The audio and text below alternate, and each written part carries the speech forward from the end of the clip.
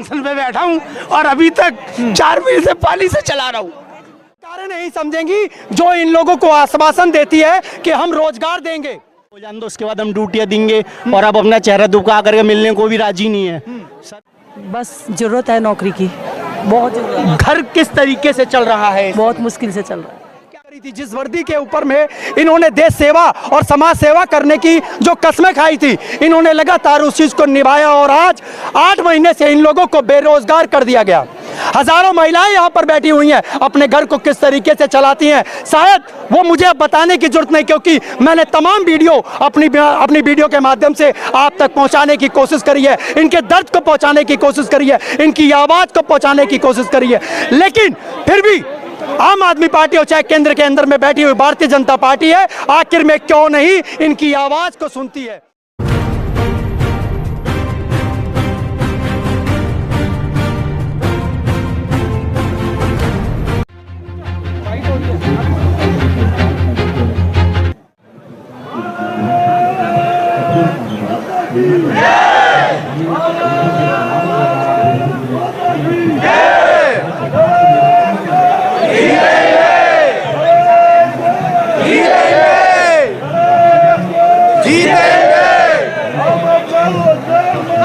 नहीं किसी से भीख मांगे, नहीं किसी से भीख मांगे। मुझको बताइए।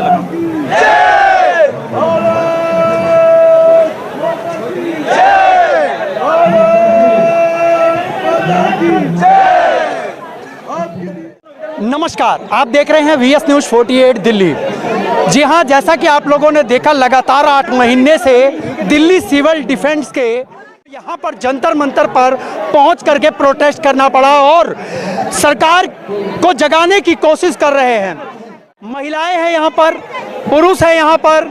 अगर ये बात कहें कि इन लोगों की नौकरी और रोजगार की जो बात कहते हैं वही जो सरकार के अंदर में बैठे हैं, लेकिन 8 महीने से लगातार ये लोग लगातार बने हुए हैं इस समय धरना और प्रदर्शन। और आज इन्होंने जंतर मंतर पर, उस स्थल पर आज इन्होंने धरना दिया है जिस स्थल पर अगर यूं कहें कि यहाँ से आवाज़ पूरे भारतवर्ष के अंदर में गूंजती है और इनकी आवाज़ जो है उन कानों तक पहुँचेगी जिस कानों तक ये आवाज़ को पहुंचना चाहिए। लेकिन कहीं ना कहीं ऐसी कोई त्रुटियां रह जा रही हैं जिसकी वजह से आज इनकी आवाज़ के लिए लगातार ये लोग फिर एक बार बने हुए हैं और हम लोग एक बार इनके साथ जुड़ेंगे और जानने की कोशिश करेंगे। क्या नाम है आपका?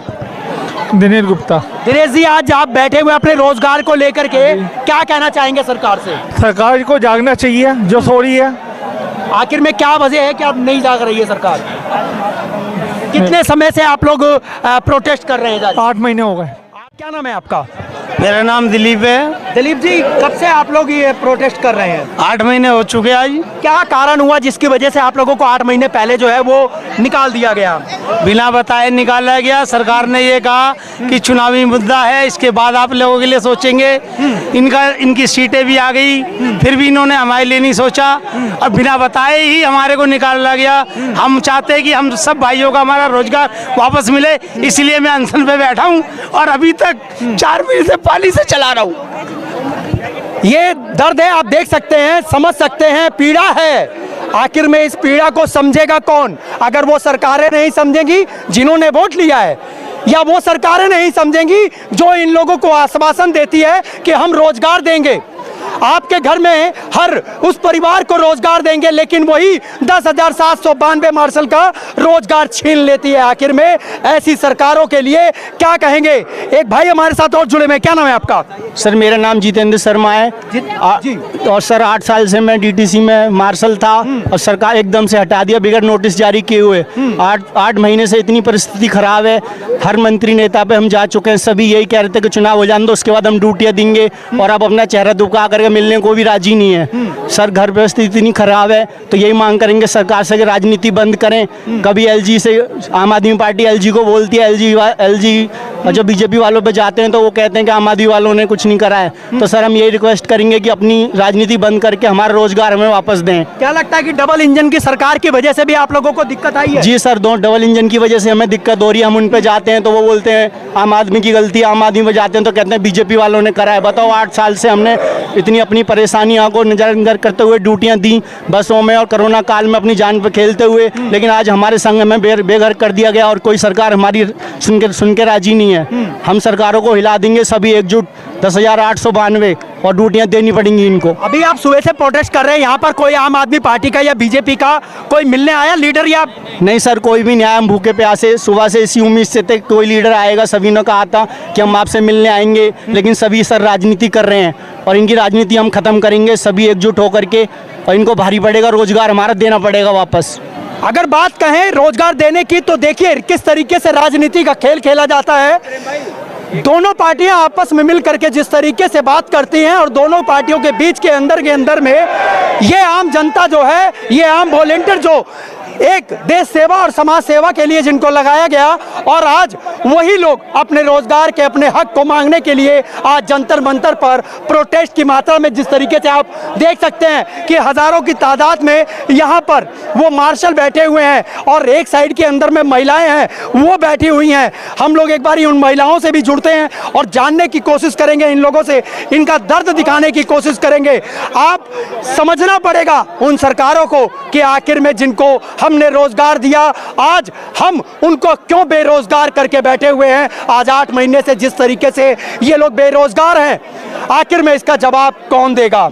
हमारे साथ में कुछ महिलाएं जुड़ी हुई हैं। क्या ज्योति, आप लोग आज यहाँ पे प्रोटेस्ट पे बैठे, क्या कहना चाहेंगे सरकार? हमारी सुनवाई के लिए अगर होता है तो अच्छी बात है। काफ़ी टाइम हो गया हमें बैठे हुए, अब हमें रोजगार चाहिए। क्या कहना चाहेंगे आप? बस हमें अपनी नौकरी चाहिए। कितने समय से आप नौकरी कर रहे थे? हमें काफ़ी समय हो गया। काफी समय हो गया था, उसके बाद में एकदम से कैसे निकाल दिया? ऐसे ही अचानक। घर की स्थितियां कैसी चल रही है, उन सरकारों तक पहुंचाइए अपनी बात को। बस जरूरत है नौकरी की, बहुत जरूरत। घर किस तरीके से चल रहा है? बहुत मुश्किल से चल रहा है। क्या कहना चाहेंगे उन सरकारों से जो अंधी गूंगी और बहरी सरकार है? यही कहना चाहेंगे कि हमारी जॉब हमें वापस दी जाए। यही कहना चाहेंगे क्योंकि ये देश इस समय हम रोड पे बैठे हुए हैं। सभी लोगों को ज़रूरत है अपने अपने बच्चों के लिए, क्योंकि इतनी महंगाई में कैसे गुजारा होगा। जॉब के बिना तो कुछ। आप देख सकते हैं हजारों की तादाद में आज सिविल डिफेंस जो है वो यहाँ पर बैठा हुआ है। जो सिविल डिफेंस आप देख सकते हैं इन्होंने जो वर्दी धारण करी थी, जिस वर्दी के ऊपर में इन्होंने देश सेवा और समाज सेवा करने की जो कस्में खाई थी, इन्होंने लगातार उस चीज को निभाया और आज 8 महीने से इन लोगों को बेरोजगार कर दिया गया।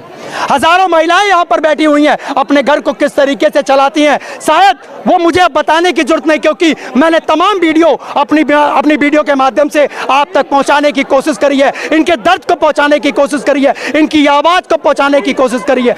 लेकिन फिर भी आम आदमी पार्टी हो चाहे केंद्र के अंदर में बैठी हुई भारतीय जनता पार्टी है, आखिर में क्यों नहीं इनकी आवाज को सुनती है। समझना पड़ेगा, ये समझने की जरूरत है कि भारत की राजधानी दिल्ली के अंदर अगर इतनी आबादी के अंदर में अगर लोग बेरोजगार हैं तो आखिर में इसका कारण क्या है। और अगर असमर्थ ये सरकारें अगर नौकरी नहीं दे सकती तो वोट लेने का अधिकार भी इन लोगों को नहीं होना चाहिए। अगर वो वोट लेती है तो सहूलियत क्यों नहीं देती, ये सबसे बड़ा कारण होगा कि आखिर में हमारे देश के अंदर में जिस तरीके की ये राजनीति चली जा रही है, ये राजनीति खेली जा रही है, आखिर में क्यों नहीं लोग इस बातों को समझते हैं, ये सरकारें क्यों नहीं समझती हैं। क्या नाम है आपका?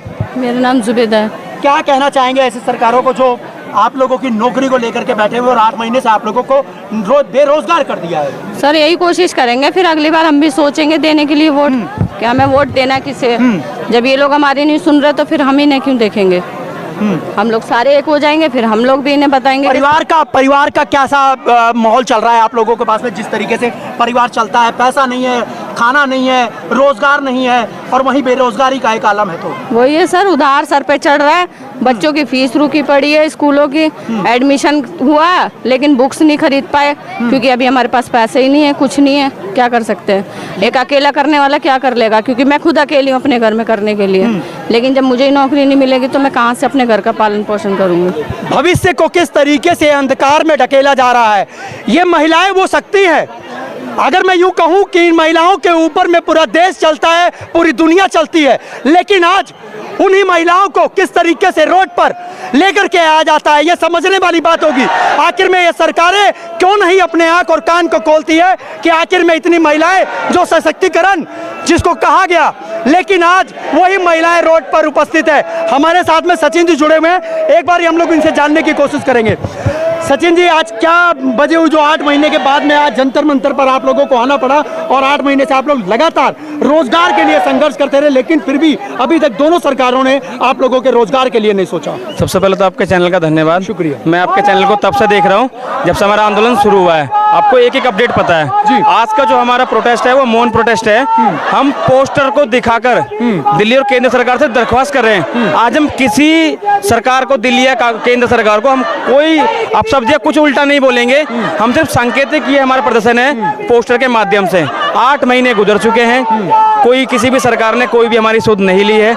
हमारे साथी बहुत बुरी कंडीशन में हैं, कुछ लोग अपने घर का किराया नहीं दे पा रहे हैं, कुछ लोग ओवरेज हो चुके हैं जो इस समय अपना घर नहीं चला पा रहे हैं। देखिए, घर में बच्चे हैं, बुजुर्ग हैं, बच्चों की पढ़ाई है, घर का किराया है। जब ये लोग ओवरेज हो चुके हैं तो ये कहाँ से नौकरी करेंगे? कहीं भी नौकरी करने जाते हैं एक्सपीरियंस लेटर मांगते हैं, किसी के पास कोई एक्सपीरियंस है ही नहीं तो वो कहाँ से दिखाएगा? 10 साल, 8 साल, 15 साल उसने कहाँ पर काम किया, वो क्या दिखाएगा? तो ये लोग वही लोग हैं जो कोरोना योद्धा थे। आज ये वही लोग सड़क पर बैठकर अपना न्याय मांग रहे हैं। और देखिए, सबसे बड़ी दुर्भाग्य की बात क्या है कि 8 महीने गुजर गए, हमने सर्दी, बरसात, आंधी, तूफान, तेज हवाएं, गर्म हवाएं और बारिश सब कुछ हमने झेल लिया। हम तो दिल्ली और केंद्र सरकार से यही हाथ जोड़कर रिक्वेस्ट करना चाहते हैं कि आप लोग हम लोगों में से किसी लोगों को बुला लीजिए जो नेतृत्व कर रहे हैं, बैठकर बात करते हैं। देखिए, हमारा भी दर्द सुनिए, हमारे भी घर परिवार है। बिना दिल्ली जैसे शहर में 8 महीने बिना रोजगार के कोई कैसे सरवाइव कर सकता है? ये बिल्कुल पॉसिबल नहीं है। हम अपनी यहाँ पर मांग रख रहे हैं रोजगार को लेकर, सिर्फ और सिर्फ रोजगार। हमारा कोई मुद्दा नहीं है।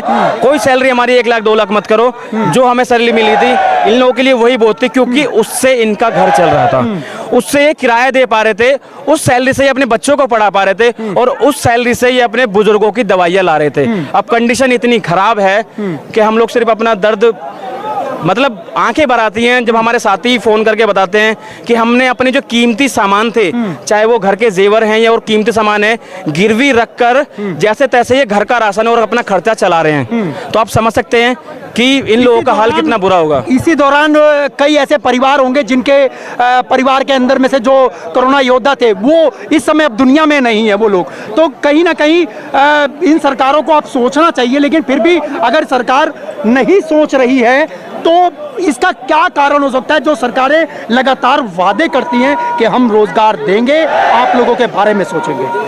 देखिए, हम आपको बताना चाहते हैं, ये वही लोग हैं, कोरोना योद्धा हैं, जिन्होंने कोरोना जैसी महामारी में, जब बाप बेटे को कंधा नहीं दे रहा था, बेटा बाप को कंधा नहीं दे रहा था, रिश्तों में दरार पड़ गई थी, कोई आपस में एक दूसरे को छूने की कोशिश नहीं कर रहा था, उस महामारी में, उस पैंडेमिक में हमारे साथियों ने उनके शवों को कंधा दिया, उनको दवाइयाँ पहुँचाई, उनको हॉस्पिटल तक पहुँचाया। अब ये वही लोग हैं, अपना दर्द बताने की कोशिश कर रहे हैं। इससे ज़्यादा मैं क्या बोलूँगा, मेरी भी आंखें भर आएंगी अगर मैं ज़्यादा अंदर तक जाऊँगा। मैं इतना ही कहना चाहता हूँ सरकार से कि सर, इनकी तरफ भी देखिए, 8 महीने हो गए बेरोजगार इनको, ये अपना शांतिपूर्ण तरीके से प्रदर्शन कर रहे हैं। देखिए, मैं नहीं चाहता कि हमारी कोई अनहोनी हो या हमारा साथी कोई गलत कदम उठा ले, क्योंकि बिना रोजगार के घर चलाना इम्पॉसिबल है, ये आप भी जानते हैं, हम भी जानते हैं। सरकार, दोनों सरकार आपस में कोई रास्ता निकालिए और इन्हें इनका रोजगार दीजिए।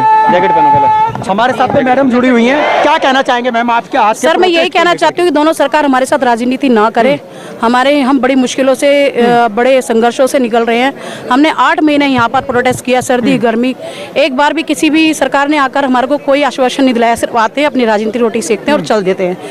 मैं इतनी गर्मी में, मच्छरों ने मुझे काट लिया था, मैं खुद बीमार हो गई, 2 बार हॉस्पिटल में भी रहकर आई हूँ मैं। उसके बाद भी हमारे साथ कोई सुनवाई नहीं हो रही। अलग अलग तरीके के राजनेता आते हैं, अपनी रोटियां सेकते हैं और चले जाते हैं, झूठा जुमला देते हैं और चले जाते हैं। अब ये देखो, 8 महीने हो गए हैं, 8 महीने से हम इतने परेशान हो रहे हैं। कभी हम दिल्ली सचिवालय पे चले जाते हैं, कभी दिल्ली राजघाट पे चले जाते हैं, कभी ना कभी हमारे को कहीं से उठा देते हैं, कभी कहीं से उठा देते हैं।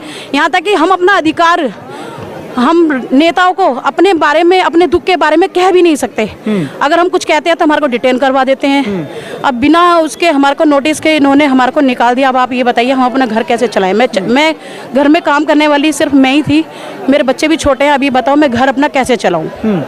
सरकारों से आप क्या कहना चाहेंगे, जो दोनों सरकारें, जो डबल इंजन की इस समय सरकार चल रही है, उनसे क्या मांग करना चाहेंगे आप? मैं सिर्फ यही मांग करना चाहती हूँ कि इतनी बड़ी बड़ी सरकारें हैं, इतने बड़े बड़े वादे करती हैं, दुनिया भर के नए नए बदलाव एक्ट करे हैं, तो एक हमारे एक छोटे से संशोधन नहीं कर सकते हमारे एक्ट में, जिससे कि हम सबको रोजगार मिल जाए। हम इतना परिवार 10,792 लोग दर दर के ठोकरे खा रहे हैं, सड़कों पे पड़े हैं, कभी कहीं हम सर्दी भी झेल रहे हैं, गर्मी भी झेल रहे हैं, अब देखो बरसात भी झेल रहे हैं। अब आप बताओ, हम 10,792 लोग, 92 के हमारा पूरा परिवार बिखर चुका है। इस नौकरी पे हमारा परिवार चल रहा था। ये आपने देखा कि 7,000 जो 10,792 मार्शल है, वो 10,792 मार्शल नहीं है। इनका परिवार भी अगर 4-4 व्यक्ति भी अगर आप लगाएंगे तो लाखों की संख्या यहाँ पहुँच जाएगी। लेकिन आखिर में इन 10,792 मार्शल का परिवार जो जिस तरीके से आज रोड पर आया हुआ है, बड़े सोचने वाली बात है। ये हमारे देश की जो कहते हैं इकोनॉमिक जो है वो बढ़ रही है, आखिर में हमारा देश किस तरफ जा रहा है, ये शायद अब इस वीडियो के माध्यम से आप लोगों को भी पता लगेगा कि इतनी बड़ी बेरोजगारी हमारे सिस्टम के अंदर में दिख रही है, लेकिन सिस्टम के अंदर में रहने वाले लोगों की आंखें नहीं खुल रही हैं। आखिर में इसका जवाब और सवाल अब कौन करेगा? आखिर में अगर हम अपनी वीडियो के माध्यम से आप तक ना पहुंचाए तो आप लोगों को यह भी ना पता लगे कि ये लोग अपने रोजगार, अपने अधिकार के लिए इन लोगों ने जंतर मंतर पर भी धरना दिया था। हमारे साथ में भाई साहब जुड़े, क्या नाम है आपका? क्या नाम है आपका? मेरा नाम शिवम है जी। क्या कहना चाहोगे आज? सर, मेरी तो अपील दोनों सरकारों से बराबर वही है जैसे कि हम पहले कहते आए हैं। हमारा जो परिवार है और जो हमारी आर्थिक और मानसिक स्थिति इतनी खराब हो चुकी है, हमें तो यही समझ नहीं आ पा रहा है कि आखिर हमारे से ऐसा कौन सा गुनाह हुआ जिसके चलते हमें आज अपने रोजगार से हाथ धोना बैठ पड़ा। और दोनों सरकारों से बराबर गुहार लगा रहे कि या तो हमें हमारी गलती बता दी जाए कि आपने हमें क्यों बेरोजगार किया है, या तो हमें हमारा रोजगार पुनर्वापस लौटाने की कृपा करें, क्योंकि आज हमारे परिवार की अर्थव्यवस्था, पूरी आर्थिक व्यवस्था सब खराब हो चुकी है। घर में बूढ़े माँ बापों के लिए दवाई लेने के लिए कोई पैसे नहीं है, बच्चों को ट्यूशन पढ़ाने के लिए पैसे नहीं है, स्कूल फीस भरने के पैसे नहीं है, और आज अपना घर चलाने के लिए भी पैसे नहीं है। तो हम एक एक रुपए के आज इतने मोहताज हो गए। क्या इसीलिए हमने अपने देश की रक्षा की थी? कोरोना काल में जब एक सगा भाई अपने सगे भाई को कंधा देने से डर रहा था, तब अब सिविल डिफेंस रोड पर उतरी थी और उन्होंने उनको कंधा दिया। तो कोरोना वॉरियर्स भी हमें प्रधानमंत्री जी ने सम्मानित किया। और माननीय हमारे MHO में गृह मंत्री हमारे अमित शाह जी ने भी लेटर चिट्ठी लिखी सिविल डिफेंस के कार्यकाल को देखते हुए। तो हमें यह उम्मीद, यह अपेक्षा बिल्कुल नहीं थी। हमें तो बल्कि खुशी थी कि दिवाली जैसे हमारे इस अवसर पर हमें एक बोनस मिलेगा सरकार के प्रति कि हमारा काम इस बार बहुत अच्छा रहा। लेकिन हमें बोनस देने की वजह हमें हमारी नौकरी से हाथ धोना बैठा, और जिसकी हम बिल्कुल भी समर्थन नहीं करते। उम्मीद नहीं थी कि हमारे को बोनस के रूप में हमारे को बेरोजगार कर दिया। नहीं, बिल्कुल उम्मीद नहीं थी जी इस चीज़ की, तो क्योंकि हमने काम कोई ऐसा किया नहीं था गलत। हमने तो अपने देश में कंधे से कंधा मिलाकर 24 घंटे अपनी सेवा तत्पर रहे, लेकिन बोनस के तौर पे हमारे से हमारा रोजगार छीन लिया, जो कि बहुत ही गलत हरकत थी। चलिए, बहुत बहुत धन्यवाद। हमारे साथ में एक और कोरोना योद्धा जो है वो यहाँ पर बैठे हुए हैं। हम लोग एक बार उनसे जानने की कोशिश करेंगे आज के इस प्रोटेस्ट के लिए क्या कहना चाहेंगे आप? सर, ये प्रोटेस्ट अभी ये मान लो सरकार को लास्ट अल्टीमेटम दे रहे हैं हम। आज ये हमारा ये मौन प्रोटेस्ट है एक तरीके से, ना हम किसी की निंदा कर रहे हैं ना हम प्रशंसा कर रहे हैं। ये प्रोटेस्ट ओनली रोजगार के लिए है। हम सरकार को कहना चाह रहे हैं कि अभी हम शांतिपूर्वक प्रोटेस्ट कर रहे हैं, हम किसी का विरोध नहीं कर रहे। हम आपसे रिक्वेस्ट करते हैं कि आप हमारा रोजगार वापस दे दीजिए। आपके पास हर तरीका है रोजगार देने के लिए, आप उनका यूज कर सकते हैं। LG साहब हो या CM साहब हो या BJP हो या कोई भी सरकार हो, हमसे किसी से गिला शिकवा नहीं रखते। हम सिर्फ अपने रोजगार के लिए मांग करते हैं। आपने जब टीचरों को बहाल कर सकते हो, गैस टीचरों को बहाल कर सकते हो, तो क्या आप हमें नहीं बहाल कर सकते? क्या हमने कोरोना में आपके कंधे से कंधे मिला के आपका साथ दिया था, यहाँ तक कि कोरोना लाशें भी उठाए, कई भाई हमारे कोरोना में शहीद भी हुए। हम ये चाह रहे हैं कि हमें इंसाफ मिले। हमने 8 साल तक सभी दिल्ली वासियों की सेवा की, यहाँ तक कि हमने उनके कोई घर में वैसे भी कोई दिक्कत हो जाती थी, जैसे फायर हो जाती थी या इंसिडेंट्स हो जाते थे, तो हम उनको कभी भी नहीं सोचते थे। अगर हमारा पड़ोसी, हम अपने कर्तव्य सिविल डिफेंस होने के नाते हमने अपना कर्तव्य बखूबी निभाया, उनकी हेल्प भी करते थे। और यहाँ तक कि रोड पे कोई भी एक्सीडेंट हो जाते थे उनकी भी हेल्प करते थे। हम दोनों सरकार से चाह रहे, हमारा कसूर क्या है? हमें रोजगार वापस दे दीजिए। हम किसी की निंदा नहीं करते, हम किसी की प्रशंसा नहीं करते। जो हमें रोजगार देगा हम उसके साथ है, जो हमें इंसाफ दिलाएगा हम उसके साथ है। और बाकी हम ये कहना चाहेंगे कि सरकार अगर जाग जाए सकती तो ठीक है, नहीं तो फिर हमारे पास सरकार को जगाने के लिए और भी रास्ते बहुत से हैं सर। चलिए, मैं कहना चाहूंगा माननीय प्रधानमंत्री जी से, जो इस समय लगातार तीसरी बारी प्रधानमंत्री के पद पर बैठे हैं, जिन्होंने 2 करोड़ लोगों को नौकरी का आश्वासन दिया, उन्होंने नौकरी दिया या नहीं दिया? उन्हीं 2 करोड़ लोगों के अंदर में आज इन्हीं 10-11 हजार मार्शलों को अगर वो नौकरी दे देते हैं तो कितनी बड़ी बात हो जाएगी। लेकिन क्या वो 2 करोड़ के अंदर में से क्या ये 11,000 मार्शलों को नौकरी नहीं दी जा सकती? क्यों नहीं दी जा सकती? जो 2 करोड़ का वादा करते हैं नौकरी देने का, आखिर में वो अपने वादों को कैसे भूल जाते हैं? सिंहासन पर बैठने के बाद में उन गरीब लोगों को, उन रोड पे रहने वाले लोगों को आखिर में वो सरकारें कैसे भूल जाती है, जिनके लिए लगातार यही लोग संघर्ष करते आए और इन्होंने ही देश की सेवा करी और आज इन लोगों को नौकरी नहीं। मैं माननीय प्रधानमंत्री जी से एक बार फिर से निवेदन करूंगा कि उन 2 करोड़ों के अंदर में से जो 2 करोड़ नौकरी का वादा किया था आपने साल के अंदर देने के लिए, कम से कम 11,000 लोगों को आप इनको नौकरी दीजिए। एलजी साहब जी, मैं आपसे भी निवेदन करता हूं कि इन लोगों को नौकरी दीजिए। वो 11,000 लोग जब नौकरी पे चले जाएंगे तो इनके लाखों, जो हजारों बच्चे हैं, इनके परिवार के लोग हैं, लाखों की दुआएं देंगे। समझने की कोशिश कीजिए, ये इस समय भावनाएं जो है वो दिल से लगातार निकलती है। आखिर में समझने वाले को सिर्फ इशारे की जरूरत होती है। इनका दर्द जो है, इनकी पीड़ा जो है, लगातार हम लोगों ने 8 महीने से आप लोगों को दिखाई। बाकी इसी वीडियो के साथ में लगातार हमारे साथ में आप यूं ही बने रहिए, जिस तरीके का भी हमारे साथ में आप लोग बने हुए हैं, आप लोग यूं ही बन करके इनका सपोर्ट कीजिए और इस वीडियो को ज़्यादा से ज़्यादा शेयर कीजिए, ताकि उन सरकारों की आंखें खुल सके जिन सरकारों ने अपनी आँख, कान और नाक। रूप सिंह गोसाई के साथ मैं आपका दोस्त व्यास कुशवाहा, VS News 48 दिल्ली के लिए। जय हिंद, जय भारत।